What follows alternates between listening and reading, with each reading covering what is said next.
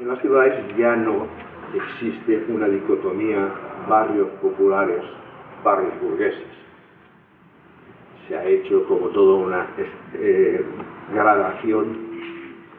Dentro de cada barrio hay barrios comerciales, barrios que están gentrificados, que no habita nadie, barrios que son barrios del poder, son administrativos, zonas donde se concentran las administraciones, barrios burgueses, barrios exclusivos, barrios de clase media reciente, barrios de clase media antigua. Sobre todo está apareciendo un sector en esta especie de atomización de masas, esta masificación a la que se somete el habitante de las ciudades. Ten en cuenta que el habitante de las ciudades hasta hace cientos de años asistía a las plazas, participaba en los actos públicos y incluso los juicios se hacían al aire libre, es decir, participaba de alguna forma, directamente o a través de sus representantes, en la vida pública de la ciudad. Hoy en día estas ciudades no tienen vida pública, esto forma parte, lo público pertenece al engranaje burocrático del Estado. Y el hecho de que el capitalismo se haya desarrollado tanto ha hecho que la fuerza de trabajo sea poco importante, porque la principal fuerza productiva ya no es el trabajo, ya no son los trabajadores, es la tecnología. La tecnología ha suprimido fábricas, ha eliminado a la fuerza de trabajo como el elemento principal de la producción. Y entonces, aunque no ha suprimido la clase obrera, sí que ha reducido su importancia dentro del sistema capitalista actual. Por otra parte, la ha pervertido, transformándola sobre todo en fuerza de consumo. El capitalismo depende más de que los habitantes de las grandes metrópolis consuman sin parar, y para ello crea no solo necesidades reales, sino necesidades ficticias. Introduce la tecnología en la vida cotidiana y finalmente coloniza el imaginario de los habitantes. El resultado es que las clases pierden la conciencia de sí mismas, sobre todo las clases que antes eran peligrosas, y en este momento son encuadrables por poderosas administraciones que ahora se llaman sindicatos, aunque no eran activos, no son sociedades de resistencia, sino simplemente son burocracias que gestionan en el mercado del trabajo, en la fuerza laboral. Bueno, resulta que la contradicción principal, y eso ya lo he señalado varias veces, entre el capitalismo no reside ya entre la burguesía y la clase trabajadora. Esta especie de pérdida de centralidad de la clase trabajadora no es una pérdida de peligrosidad del todo, porque la clase trabajadora todavía puede y desempeña luchas, pero estas luchas ya no llevan en sí, digamos, ese contenido universal que significaban la lucha obrera, que significaba la liberación general de la humanidad, ¿no? Es decir, estas perspectivas amplias y universales se han perdido. Las luchas obreras suceden dentro de un circuito cerrado y no trascienden nunca, no lo rompen, no van más allá del capital.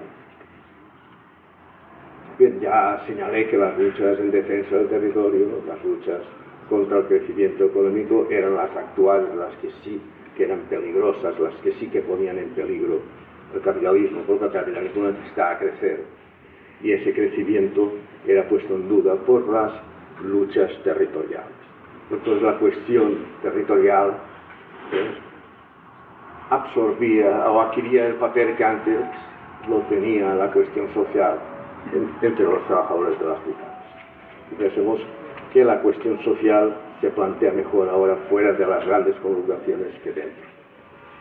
Bueno, en las grandes conurbaciones el capitalismo a medida que desarrolla, evidentemente aquí también, aunque en Latinoamérica el capitalismo todavía ha sido durante mucho tiempo un capitalismo nacional asociado a una enorme burocracia estatal que ha estado siempre en connivencia con las oligarquías. Bueno, el desarrollo de aquí del capitalismo va más a trompicones que el desarrollo de, por ejemplo, europeo. El europeo ya está realizado. La gran parte de la población en las ciudades, es una sociedad prácticamente urbana, la europea, es clase media, no es proletariado. Pero no es la clase media antigua, no es la pequeña burguesía de las que se hablaba antes. No extrae su fuerza de ser propietarias de sus medios de trabajo, sino de tener un diploma, de tener una formación académica. La nueva clase media es una clase asalariada. Es la clase que ha nacido al expansionarse el Estado, al racionalizarse el proceso de producción y sobre todo al terciarizarse la economía, al adquirir cada vez más importancia los procesos burocráticos, los sectores improductivos y los sectores financieros, los servicios y el sector terciario. Entonces, esto ha dado lugar a una masa que no es exactamente una clase, es un conjunto de fragmentos formado por funcionarios, por empleados, por estudiantes. Estudiantes reflejan muy bien, son casi todos hijos de esta clase, son los futuros dirigentes de la clase media, por profesionales, por expertos, por técnicos. Esta gente trabaja siempre asociada en el poder, bueno, por lo menos si tiene trabajo, ¿no? Asociada en el poder, como asesores, trabajan en formación, trabajan en la educación, trabajan en la asesoría, trabajan como expertos, trabajan en asuntos de leyes. Digamos que esta clase media abarca amplios sectores de la población y es la que está tomando la iniciativa. En todos los países, incluso países americanos, esta clase media es más pequeña que en Europa es la mayoría. Y es precisamente estos últimos sobresaltos del capitalismo, estas burbujas especulativas que se han dado a partir de finales de los 90, burbujas tecnológicas, burbujas financieras, de la bolsa, sobre todo la burbuja de las hipotecas, subprime, y todo lo que vino después, el estallido, las crisis inmobiliarias, las crisis financieras, que arrastraron varios países a la bancarrota. Caso de España, caso de Italia, caso de Grecia, caso de Irlanda, caso de Malta, caso de Islandia. Hay varios países que prácticamente estuvieron al borde del precipicio. Bien, esta crisis no llegó al final, se fue parada por intervenciones de la Banca Mundial, intervenciones del Banco Central Europeo, sobre todo de movimientos financieros que consiguieron estabilizar la deuda y hacer esta enorme deuda que se había provocado. Al estabilizarse, los países pudieron continuar como si nada hubiera pasado, continuar funcionando. Pero en fin, en el mundo, en el 2008, aquí, bueno, pero Europa estuvo al borde del precipicio. El capitalismo simplemente está tocando techo en cuanto a sus límites estructurales internos. El problema del capitalismo es que necesita crecer. Para crecer necesita que las masas consuman. Las masas para consumir necesitan dinero. No lo tienen, los bancos lo prestan. Y así los bancos prestan dinero, las masas compran propiedades, por ejemplo, como la demanda, gracias a los créditos, va creciendo. Entonces, cuando se produce la burbuja, los precios suben. Se sigue comprando, los precios continúan subiendo y llega un momento en que no pueden pagar.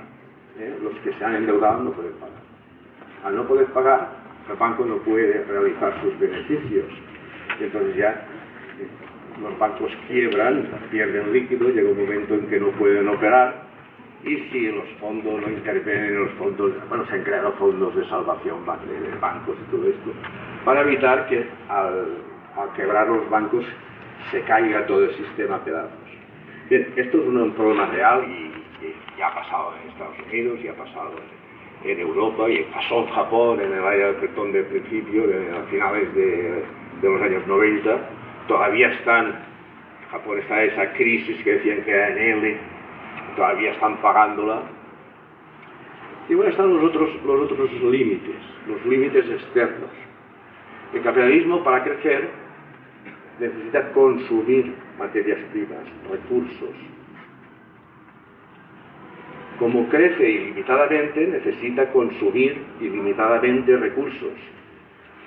Pero resulta que los recursos son finitos, no son ilimitados. Bueno, ¿dónde hay recursos? ¿Dónde hay minerales? ¿Dónde hay grandes plantaciones de alimentos, de agrocombustibles, etcétera? Pues los hay en América Latina. América Latina no ha pasado crisis, o ha salido muy rápidamente de la crisis, gracias precisamente a eso, a que es una zona productora de materias primas, alimentos y energía. La energía es fundamental. El capitalismo creció gracias a una energía barata, el petróleo barato, el petróleo cada vez más caro. Pero no solo es más caro, sino que el petróleo ya tiene fecha de caducidad. Es decir, ya se dice que en 2030 la producción descenderá bruscamente. Si la producción desciende bruscamente, todo el mundo se irá a la mierda, aunque los bancos funcionen. Porque claro, el petróleo se disparará. De ahí viene que, seguramente me imagino que aquí pasará también, que el capitalismo busque otras fuentes de energía. Las eólicas, los agrocombustibles,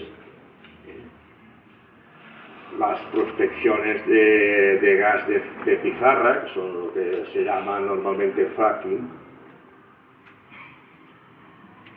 y en fin, todas las plantas fotovoltaicas, las de biomasa, etc.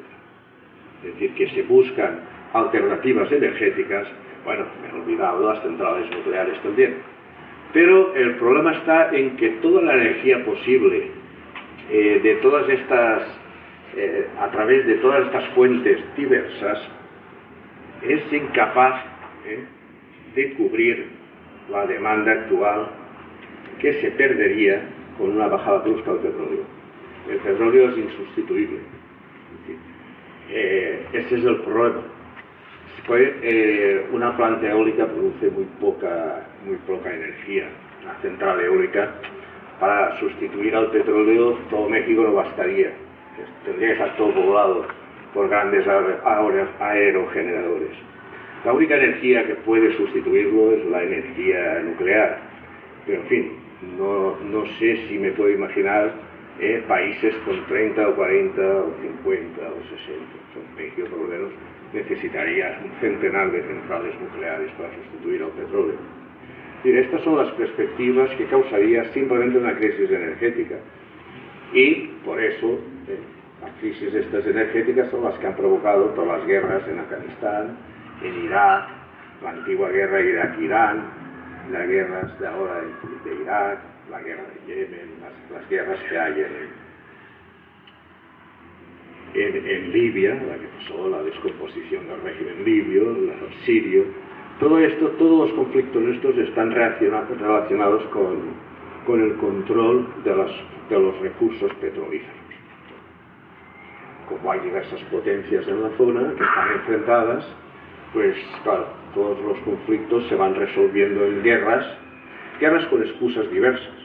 O sea, los que menos se enteran y los que menos protagonistas tienen son los yihadistas o los talibanes o sectas así, o la secta Al-Qaeda y tal, que son en gran parte han sido motivadas y han sido organizadas por la CIA, precisamente, aunque luego se les haya escapado de las manos un tanto, que es precisamente para provocar una inestabilidad en la región que permita a bien las potencias aliadas de Estados Unidos, como Arabia Saudí o Israel, o bien a los mismos Estados Unidos, controlar todo aquel maná de petróleo del cual depende al 100% o al 80% el capitalismo mundial. Estas, digamos, es las perspectivas. Es decir, a medio plazo el capitalismo tendrá grandes problemas para funcionar. Y digo a medio plazo porque muchos de vosotros lo veréis. Si digo que de aquí 30 años esto será invivible, pues es posible que muchos de vosotros podáis participar y ayudar al capitalismo a que caiga un poquito más rápido. Bueno, mientras tanto, volvamos a... Esa es la perspectiva a largo plazo. La perspectiva a corto. Las crisis lo que han provocado ha sido el empobrecimiento de un sector de la clase media. Ese empobrecimiento, cuando la clase media es afectada, la clase media es una clase pragmática, es liberal, es una clase ilustrada, y en absoluto es una clase radical, ni preocupada por la política. Pero en el momento en que esta crisis económica ha sucedido, se han provocado varias crisis. Hay una crisis ecológica, hay una crisis demográfica, y sobre todo hay una crisis política. Los sistemas tradicionales de partidos, como son corruptos, como son visiblemente gente apoltronada, que simplemente son tentáculos de las grandes oligarquías que dirigen los países. La clase media se ha rebelado contra ellos. En Europa, de dos maneras. En el norte de Europa, como el estado de bienestar que se dice existe, es decir, la sociedad de consumo no ha sido perjudicada, se interpreta la crisis como un problema de seguridad. Los enemigos para la clase media alemana, por ejemplo, o holandesa, o húngara, son los emigrantes, los que vienen en pateras del norte de África, y los refugiados que vienen escapando de las guerras de Oriente Medio. Entonces se repliega y vota a los partidos de extrema derecha. Partidos de extrema derecha que eran testimoniales y hoy en día tienen el 20 o el 30% de los votos. En el norte de Europa es así.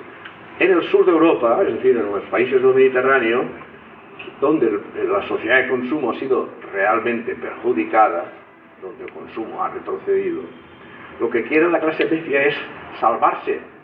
Y entonces actúa en ese sentido. Actúan normalmente por la izquierda.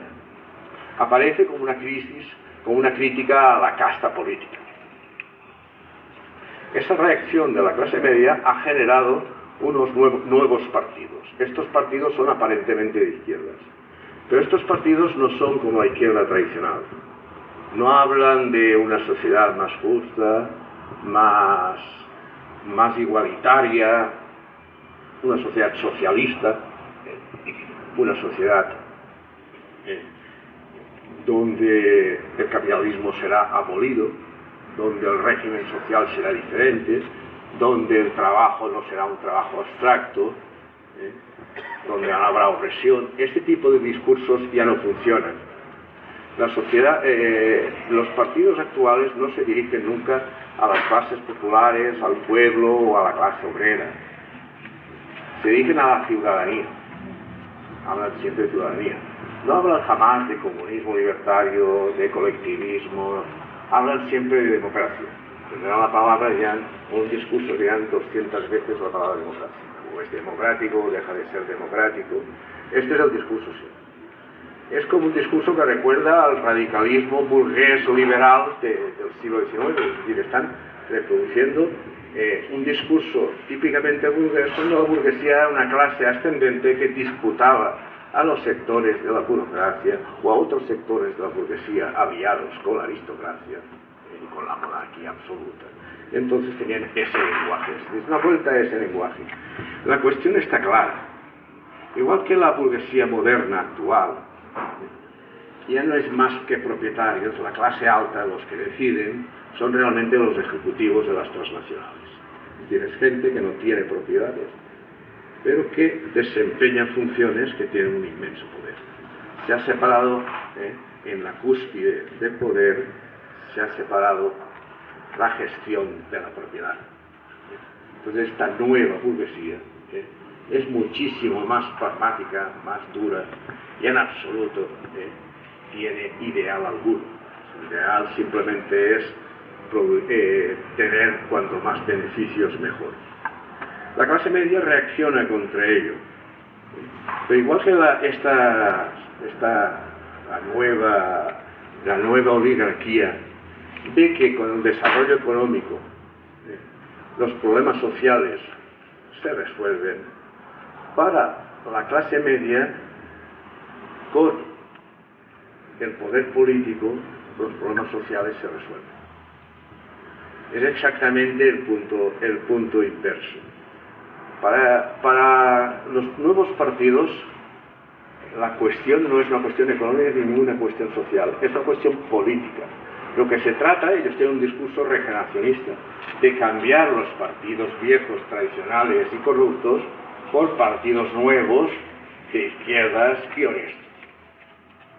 Claro, ¿qué es lo que ha pasado cuando estas burocracias o estos partidos han tomado el poder? Que han reproducido, el poder les ha tomado a ellos, es decir, han reproducido las mismas taras que los viejos partidos, o lo están reproduciendo, como es el caso, por ejemplo, de los gobiernos de Brasil, es un caso bastante evidente, en fin, en Bolivia, en Perú, en Ecuador, todos han sido los nuevos gobiernos salpicados por procesos de corrupción. Bien, lo que intenta hacer la clase media es salvarse, es demostrar a través de esos partidos que la mundialización, que el capitalismo global, que el crecimiento económico funciona mejor con ellos. Es decir, que ellos no son la clase a sacrificar, sino que son la clase a conservar, porque las viejas oligarquías ya son incapaces de pacificar a la sociedad, y ellos, en cambio, muchos de ellos vienen de movimientos sociales, vienen de sindicatos, o sea que no es gente que tenga orígenes neutros. La mayoría los tienen, son gente que no se ha apuntado nunca a nada, y hay muchos aventureros y muchos antiguos burócratas fracasados que cada año pertenecen a un partido diferente. No es eso. Estos partidos que yo llamo ciudadanistas, por esa constante apelación a la ciudadanía que tienen, ellos lo que quieren es dialogar con los poderes actuales, con los poderes, digamos, con los altos despachos financieros, convencerles de que el capitalismo le irá mejor con una fuerte clase media, con capacidad de consumir, que con un montón de excluidos, con sectores, estamos hablando que en Europa, y me imagino que por aquí, aunque haya menos crisis o no la haya habido, también existirán fuertes sectores de la población que trabajan en precario, que no tienen ya trabajo fijo, que incluso trabajando son pobres y no llegan a cubrir sus necesidades. Esto en Europa pasa, en España un 25%.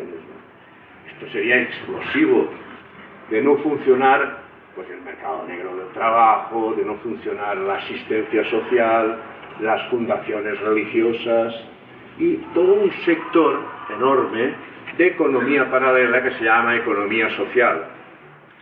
En América le llaman de otra forma, le llaman tercer sector, digo, sector no público, no privado. El capitalismo se ha dado cuenta de que produce, a medida, es otra contradicción, que automatiza los sistemas productivos, a medida que aumenta el rendimiento, echa una gran cantidad de gente fuera del mercado laboral. Hay muchos parados que son de larga duración, hay muchos que no conseguirán emplearse nunca, hay muchos que tienen que cambiar constantemente de empleo. Entonces, este sector vuelve a ser peligroso. Es decir, este es el sector, un montón, lo que llamaban antes los marxistas despectivamente el lumpen. Está produciéndose un lumpen, que es precisamente el que está acumulando un gran, digamos, material incendiable. Hemos visto cómo las explosiones de este lumpen en las barriadas periféricas de Londres, de Estocolmo, de París, de Marsella, de Lyon, sobre todo estas ciudades francesas mucho, acababan quemándolo todo, destruyendo todo, principalmente escuelas, supermercados, coches. Rechazaban toda la sociedad, todo lo que ellos no podían tener lo destruían. Esa es, digamos, en la fase que está. Es decir, el lumpen se manifiesta de una forma totalmente destructiva. Pero en fin, ya habrá tiempo de que tome conciencia y de que sepa no solo destruir, sino dirigirse exactamente allá donde están los centros de poder, que son precisamente a los que hay que pegarles fuego. Bien, esto es un elemento, una contradicción más, y es una contradicción que está destinada a extenderse. Bueno, para contrarrestar esto, igual que los sindicatos se han cargado al movimiento obrero, negociando la fuerza laboral, haciendo de intermediarios entre capital y trabajo, ahora las asociaciones estas del tercer sector, las ONGs, las fundaciones religiosas, las cooperativas de estas más o menos altruistas o más o menos alternativas, todo este movimiento que se llama economía social y que incluso muchos piensan que es la autogestión dentro del capitalismo, eso es imposible. El capitalismo autogestionar, lo único que va a autogestionar es la miseria. Y entonces esta economía, que ya alcanza un 6, un 7% según países, en España ya se acercaría al 10% debido a la gran cantidad de precarios que hay. Simplemente lo que está pasando es que la precariedad, la exclusión, la miseria ya es cara para los estados. El Estado ya no puede generar una asistencia social capaz de controlar el paro y de ponerle diques a la miseria. Le cuesta mucho más barato financiar de una manera u otra, de poner fondos a estos militantes ONGeros, a estos militantes de grupos cooperativos, de estos que se piensan que están haciendo la revolución. ¿Claro? Hay algunos que te hablan como si estuvieran autogestionando todo. Estos militantes que te venden lo de las monedas sociales y todas este tipo de historias, estos lo que están haciendo es de mediadores entre la exclusión, entre los excluidos, los rechazados del mercado laboral y los integrados. Esta es otra de la gran contradicción. Si ayer señalaba que en el territorio el extractivismo estaba provocando una devastación que generaba unas revueltas constantes en una clase campesina todavía no destruida, en el centro de las ciudades lo que está provocando son sectores cada vez más grandes de exclusión. Esto, vamos, un ejemplo muy primario porque ha salido, hay documentales y todo. Detroit, por ejemplo, el centro de Detroit está colapsado y abandonado. Los teatros, el ayuntamiento, la estación central. Y entonces todo aquello es zona de nadie, toda una especie de ciudad colapsada, económicamente imposible de rescatar. La gente de Detroit vive en las afueras, en urbanizaciones de las afueras, y en el centro lo que queda es un enorme gueto. Ese gueto, donde habitan sobre todo negros y latinos, está prácticamente autogestionado por asociaciones que gestionan el dinero de la asistencia social que les llega a través, sobre todo, de donaciones y a través de fondos estatales y federales. Y con esos fondos está creando una economía que genera beneficios. Es decir, que el capitalismo incluso es tan perverso que hasta de la miseria saca jugo, es decir, la convierte en mercancía. Hoy en día la miseria es mercancía. Se le llama, en unos sitios, para disimular esa gestión de la miseria, se le llama tercer sector, o economía solidaria, economía alternativa, economía social sobre todo. Bueno, los partidos ciudadanistas, que son conscientes de este aspecto, ellos le llaman a esa gestión, le llaman un nombre así como un trascender del capitalismo. Es decir, están creando islotes de autogestión de cara, desarrollándose, hacia una dirección que ellos llaman el postcapitalismo. Es decir, gracias a que la idea es totalmente absurda, Se manifiestan, a ver, estas teorías las puedes ver, por ejemplo, también, que te las cuentan, una secta ahora que son la teoría del decrecimiento, o la teoría de los nuevos bienes comunes. O sea, estos son modas que se están poniendo, sobre todo en los ambientes ciudadanistas. Todas exigen, o sea, funcionan muy bien, estarías de acuerdo con ello, pero siempre hay una cosa, que es el Estado lo tiene que pagar. Es decir, ¿de dónde nos movemos? Pues nos movemos a través del Estado. Moverse a través de los fondos estatales quiere decir aceptar la supervisión estatal de todo este tipo de experiencias autogestionarias. Entonces ya no son tan autogestionarias. Muchas de ellas, pues hay un caso que se vende mucho como si fuera la autogestión así al 100%, que es el pueblo de Marinaleda. El pueblo de Marinaleda, el pueblo de Córdoba, está dirigido por un mesías que apareció allí, jefe de un pequeño partido maoísta, ahora forma parte de la estructura de Podemos, y este mesías y su pequeño partido se apoderaron de la alcaldía. Era fácil, un pueblo de 2.000 habitantes, donde casi todo el pueblo está en el paro. Lo que han hecho, y bueno, han beneficiado al pueblo y es innegable, lo que han hecho es conseguir fondos de la Junta de Andalucía y del gobierno regional, y con esos fondos financiar cooperativas. Esas cooperativas son de vivienda y de producción. Todos los pobres del pueblo han tenido su vivienda y todos los pobres del pueblo están produciendo. Pero ¿para quién producen? No producen a través de un circuito alternativo dirigido hacia otros pobres. Ellos tienen huertos comprados o cedidos, producen aceite y lo venden a las grandes superficies. Es decir, que esto tiene poco de autogestionario. Es decir, su producción entra dentro del circuito normal capitalista. Políticamente forman parte de Podemos. ¿Podemos es un partido alternativo? No. Podemos es un partido que ahora solo busca, o sea, eso sí, cuando se estaba construyendo, sí que hablaba de la casta política y todo esto. Hoy en día solo habla de conseguir mayorías de izquierda que permitan la gobernanza, y se presentan no como los partidos que lo van a cambiar todo, sino como la nueva socialdemocracia. Es decir, nosotros somos los verdaderos socialistas, aquellos que sabemos exactamente lo que el pueblo quiere, cómo desmovilizarlo, porque el gran efecto que han hecho los ciudadanistas es desmovilizarlo, por un proceso muy parecido al que han hecho aquí en Brasil, con los Sin Tierra y otros movimientos de estos, o que han hecho en Uruguay, o en Ecuador. Es decir, comprar, cooptar a todos los dirigentes sociales, a todos los militantes combativos sociales. Los han comprado con cargos, les han dado o con dinero o con las dos cosas. Aquí, que no ha habido crisis, la clase media se forma de dos maneras. Se forma a su manera habitual, es decir, con la tercerización de la economía y la expansión, y se le está formando muy rápidamente. Y un proceso rápido es simplemente mirar las calles alrededor del Zócalo.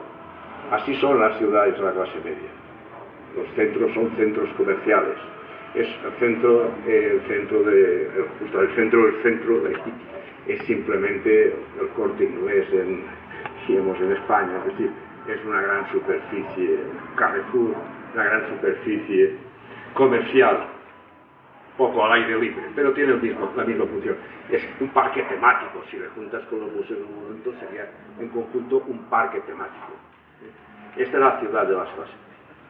Las clases medias lo que quieren es eso: tener teléfonos móviles, tener coche, tener una segunda residencia cerca de la playa, o en algún lugar bonito, al lado de un lago, etc. Bueno, entonces, a la medida que se está rescatando la clase media, está ocupando estos espacios. Aquí hay otra manera de acceder, que es a través de la política.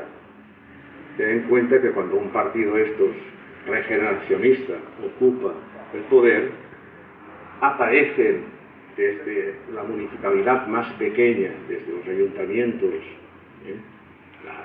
las intendencias que dicen en el sur, en Argentina. Desde allí, los gobiernos regionales, los estados federales, son miles de puestos de sillones, de puestos, no solo ya los diputados, sino todos los funcionarios, los secretarios, los puestos optativos, los puestos de consejero y todo esto. Esos son miles y miles. El partido pasa de ser un partido de masas a un partido de enchufados, un partido de gente que vive de eso, que vive del aparato.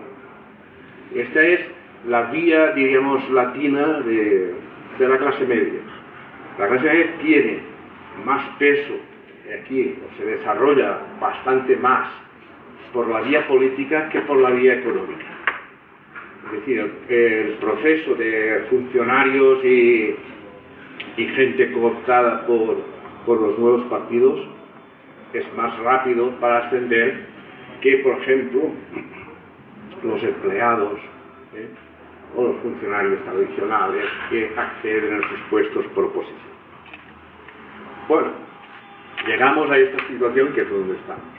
Hemos descrito este papel nuevo, la desaparición, más bien la pérdida de centralidad de la clase trabajadora, la aparición del fenómeno de la exclusión como un fenómeno nuevo y explosivo, la aparición del extractivismo como la fuente principal del desarrollo capitalista y por lo tanto la lucha contra el extractivismo, que es una defensa del territorio, como la lucha principal, y finalmente las diversas vías de acceso de la clase media, sus programas políticos, su visión del mundo, su concepción del mundo. Todo se arreglará con la política. Las grandes dirigentes dicen, todo se arreglará con la economía. Pues estos dicen todo lo contrario. La economía solo funcionará con nosotros, si nosotros estamos en política. Bueno, pues esta es la situación actual. Esta es la crítica que desde el campo libertario he ejercido contra esto. Porque precisamente desde una perspectiva libertaria, la política y la economía es lo mismo. Son dos caras de la misma actividad. El capital y el Estado es un aparato único. Si tú entras dentro de ese aparato, tendrás que realizar las funciones para las cuales están hechas. Hay una militante muy interesante, ya hace tiempo muerta, una escritora muy buena, que hizo un folleto sobre, estudiaba las causas de la opresión y la falta de libertad en la gente. Se llama Simone Weil, estuvo en la guerra española, con la columna de Boti también. Y esta señora se refería al capitalismo y ya veía, ella entraba a trabajar a la fábrica para conocer la explotación de cerca. Y ya decía que el obrero nunca sería libre si se quedaba dentro de la fábrica. En el momento en que la fábrica fuera de los obreros y todo el sistema productivo fuera de los obreros, dentro de la fábrica reproducirían las mismas taras que bajo el capitalismo. El obrero se autoexplotaría. Entonces rechazaba, hacía esta valoración y decía que una sociedad socialista no podía haber fábricas. Habría que pensar la producción de otra manera. Pero que el obrero no podía hacer de obrero, tendría que hacer de muchas cosas para desarrollar íntegramente su personalidad. Bueno, pues igualmente los anarquistas decimos esto: nosotros no podemos autogestionar este mundo. Este mundo es o sea, no se puede autogestionar, es inutilizable. El capitalismo lo ha hecho de forma que si nosotros aprovechamos las estructuras políticas o las que fuesen, o económicas de este mundo, o habitáramos las ciudades que nos está dejando el capitalismo, como estas, las grandes tiranópolis, las grandes aglomeraciones metropolitanas que absorben toda la energía de un país, lo parasitan. Llega un momento en que ciudades como esta lo único que hacen es impedir que el resto del país funcione autónomamente.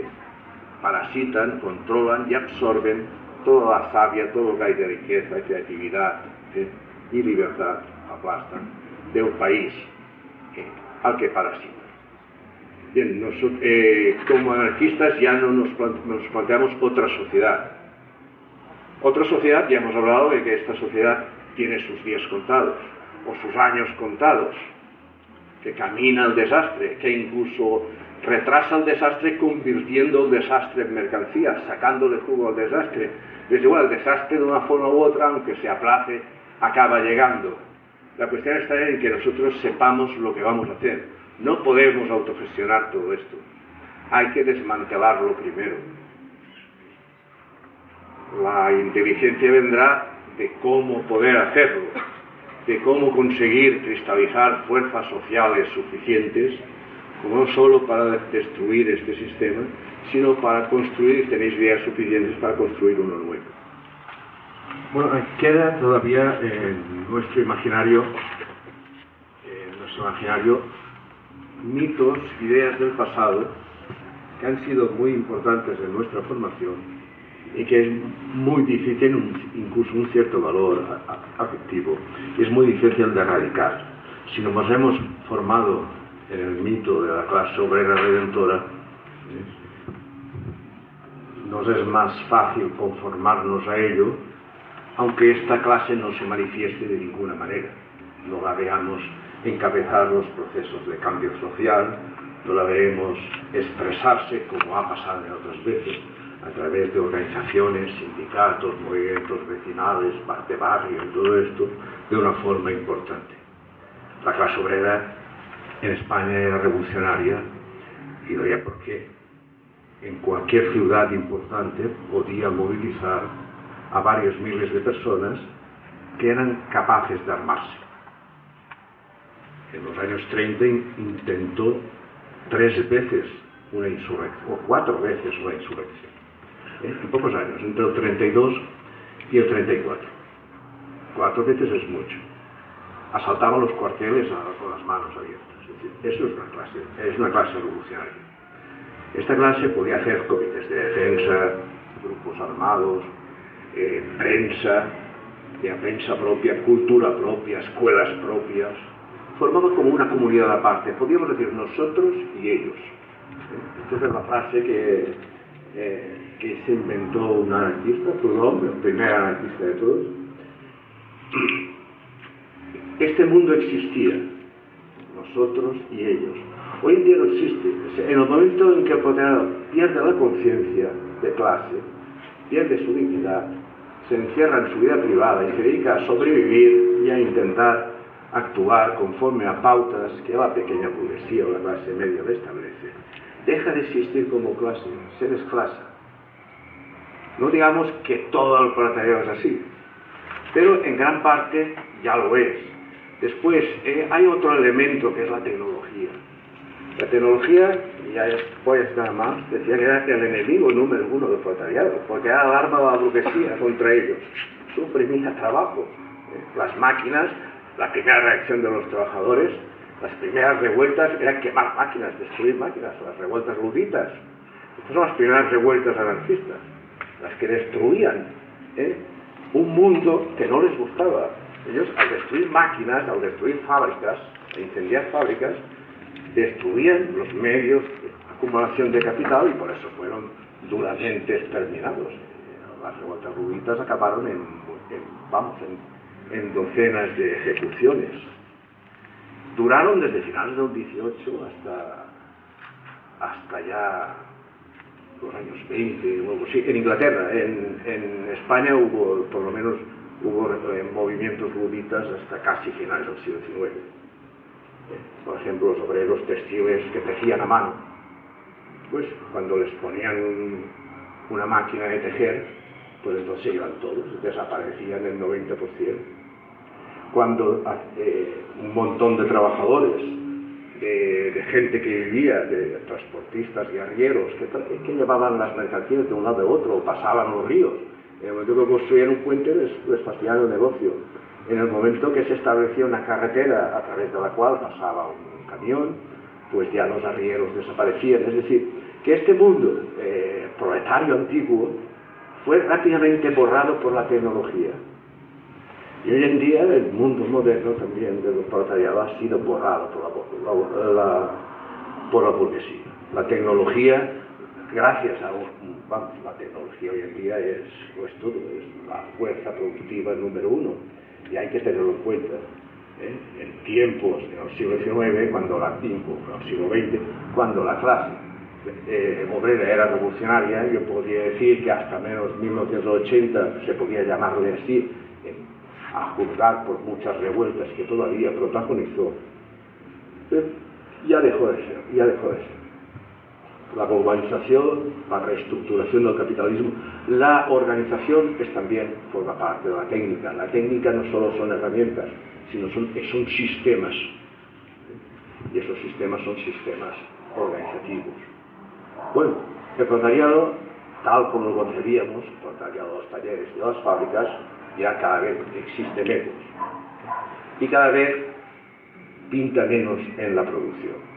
Lo que pasa es que pinta mucho en nuestro imaginario, en nuestra conciencia, porque estamos formados, de acuerdo con ideologías, y el anarquismo es una de ellas, donde el proletariado era muy importante. Efectivamente, porque estas ideologías nacieron con el desarrollo, sobre todo el anarquismo, con el desarrollo del movimiento obrero y con la toma de conciencia revolucionaria del mismo. La cuestión del territorio, insisto, eso se basa, pues soy un defensor de ello, en que el capitalismo es, sobre todo a una fase de depredación como la que ha alcanzado, donde más acumula es transformando ya no solo las ciudades, sino todo el territorio, todos los estados, todos los países, en espacios productivos, en espacios mercantilizables, óptimos para acumular capital. Una gran parte de esto es gracias a la extracción, o actualmente es la extracción de recursos.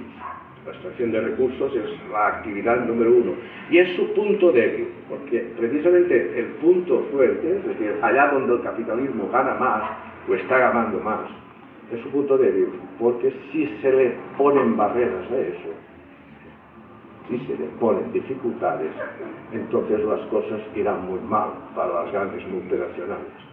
La cuestión está, ya la vemos, el remedio contra eso es intimidar a la población a base de violencia irracional. Es lo que pasa, y lo que pasa en Centroamérica también, y es lo que pasa en cierta forma en Europa, como el fenómeno yihadista. Esto implica que el capitalismo necesita asustar, aterrorizar, precisamente porque no se siente fuerte. Y vuelvo a insistir que el punto central del combate hoy en día anticapitalista está en la defensa del territorio.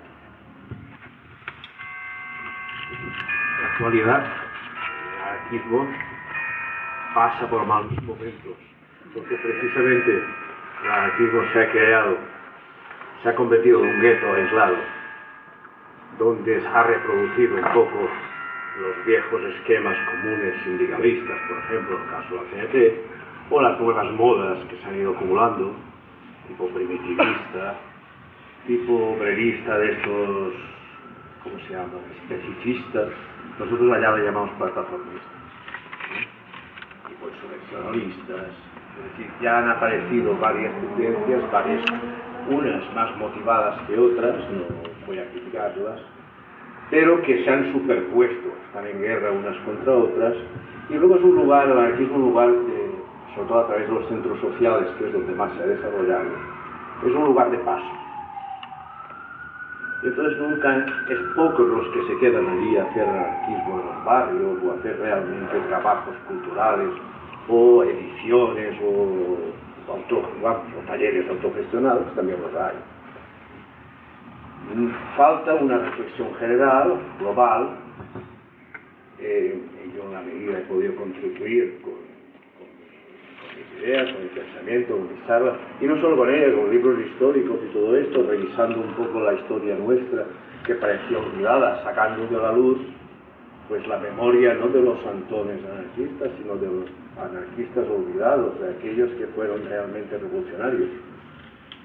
Pero en fin, había cientos de ellos, se hizo un trabajo ingente.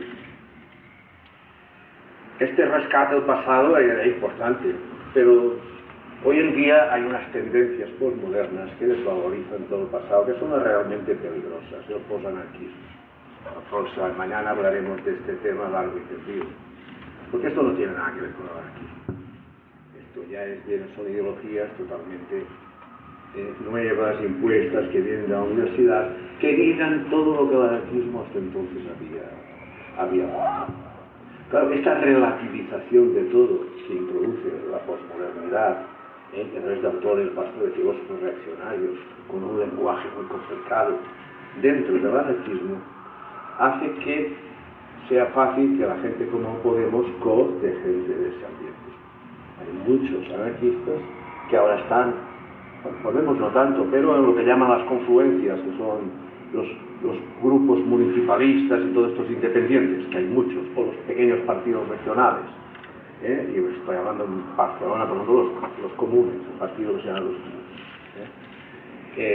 el partido de la alcaldesa. Pues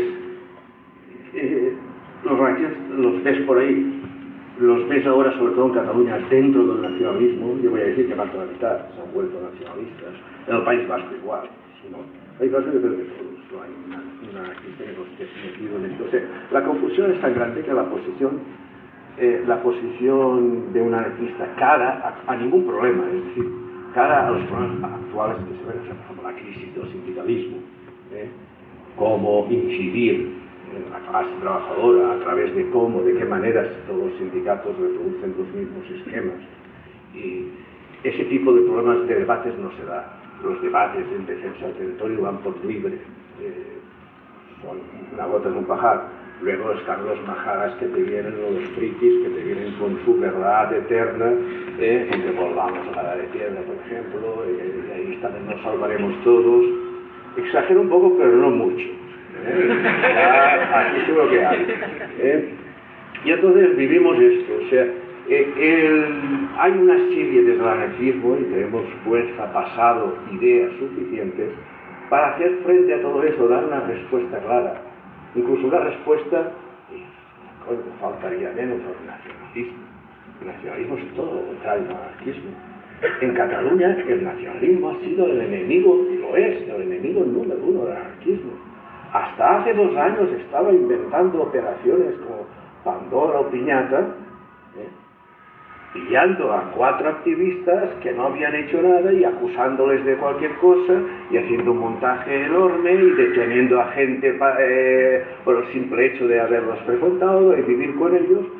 Estos son globos hinchados que son especialistas los nacionalistas. Y en cambio parece ser que eso no es contradictorio en que prácticamente las 3/4 partes de los anarquistas se hayan apuntado a la movida esta nacionalista, que es una especie de psicosis de masas que ha dado, y como lo que hacen los anarquistas allí es donde hay montones, allá voy, además todo eso así, es que hay que estar con la gente.